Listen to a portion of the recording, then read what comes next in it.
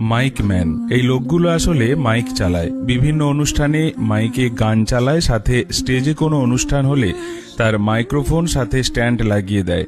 লম্বা বেঁটে শিল্পী বা কথক এলে মাঝে মধ্যে উঠে মাইকের স্ট্যান্ডটা ছোট বা বড় করে দেয়। মাইকম্যানকে অনেকে আমরা বলি মাইক আলা।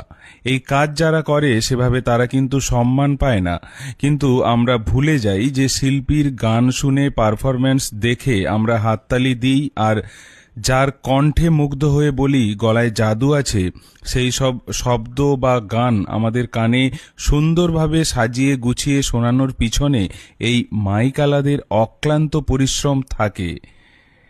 তবে সেটা আমরা খুব একটা মানি না।